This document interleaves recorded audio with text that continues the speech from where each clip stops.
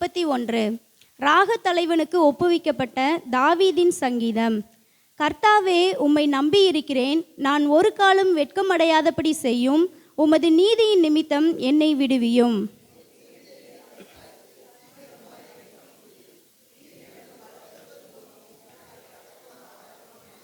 என் கன்மலையும் என் கோட்டையும் நீரே. உமது நாமத்து நிமித்தம் எனக்கு வழிகாட்டி என்னை நடத்தியருளும்.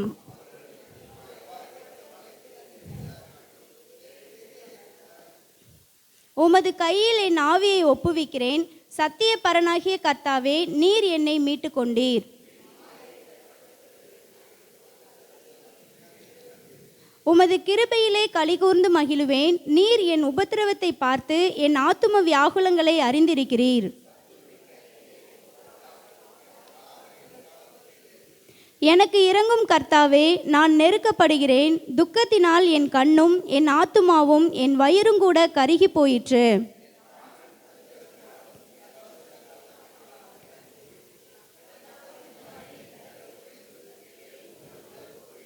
என் சத்துருக்களாகிய யாவர் நிமித்தமும் நான் என் அயலாருக்கு நிந்தையும் எனக்கு அறிமுகமானவர்களுக்கு அருக்களிப்புமானேன். வீதியிலே என்னை கண்டவர்கள் எனக்கு விலகி ஓடி போனார்கள்.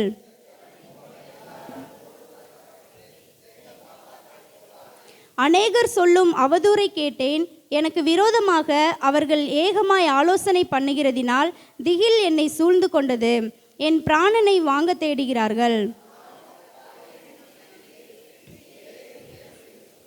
என் காலங்கள் உமது கரத்தில் இருக்கிறது. என் சத்துருக்களின் கைக்கும் என்னை துன்பப்படுத்துகிறவர்களின் கைக்கும் என்னை தப்புவியும்.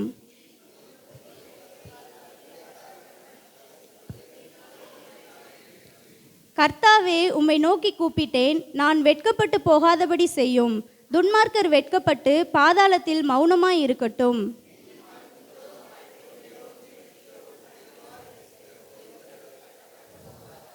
உமக்கு பயந்தவர்களுக்கும் மனுபுத்திரருக்கு முன்பாக உம்மை நம்புகிறவர்களுக்கும் நீர் உண்டு பண்ணி வைத்திருக்கிற உம்முடைய நன்மை எவ்வளவு பெரியதாயிருக்கிறது.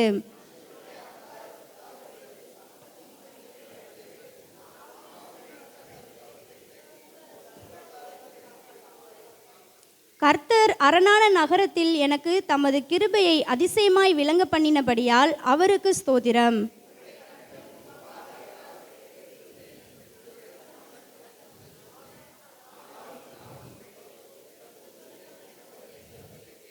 கர்த்தருடைய பரிசுத்தவான்களே, நீங்கள் எல்லாரும் அவரில் அன்பு கூறுங்கள்.